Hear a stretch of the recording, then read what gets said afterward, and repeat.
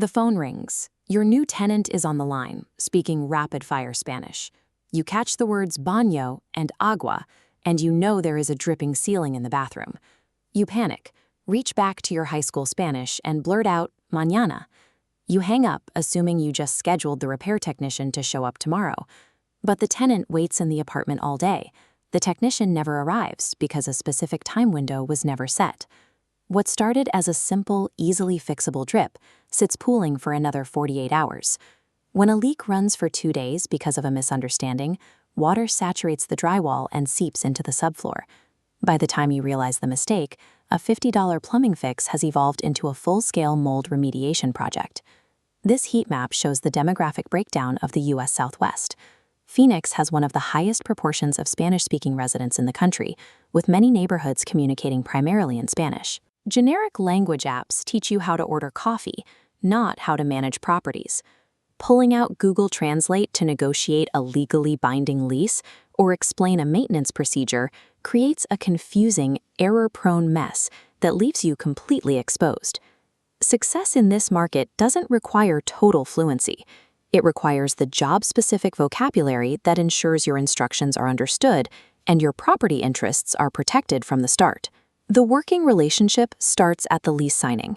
Tenants from Mexico generally expect property managers to be highly direct and explicit about amounts, dates, and financial consequences.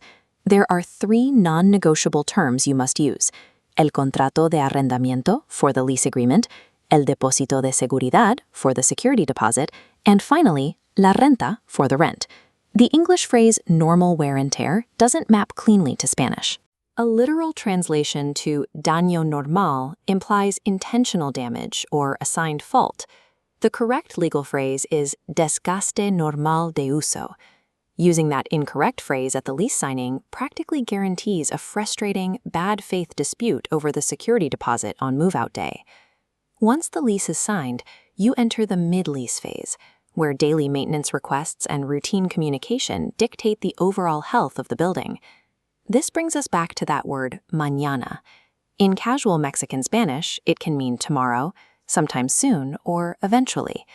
To set legally binding expectations, always pair the word with a specific time window, like entre las 10 y las 12, between 10 and 12.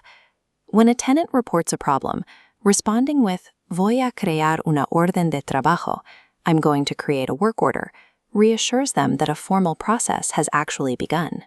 If need to go inside the apartment, you must provide an aviso, or notice, clearly stating the legal reason for entry before you open the door. Mastering these specific operational boundaries stops tenants from feeling ignored and protects you from fair housing complaints over unauthorized entry. Even with perfect communication, you will eventually have to manage late payments and disputes. It is a specific legal and ethical liability to use the word el desalojo, eviction, as an empty threat to force a payment.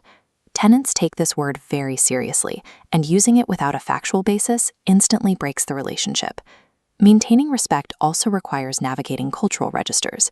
You must use the formal usted instead of the informal tú with all new tenants, otherwise you risk sounding overly casual.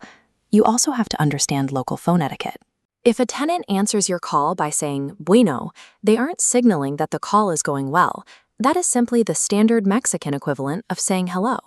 Adhering to these cultural formalities and avoiding aggressive legal misnomers keeps manageable conflicts from escalating into expensive, unrecoverable vacancies.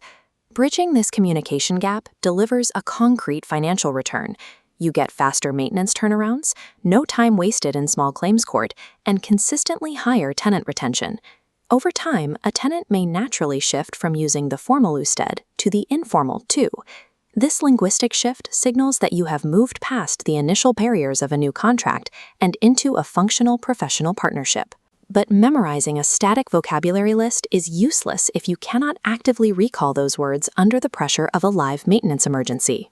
The StreetTongue app, linked in the description below, is an essential tool to practice real-world, job-specific AI conversations in the exact Mexico City dialect you will hear in Phoenix.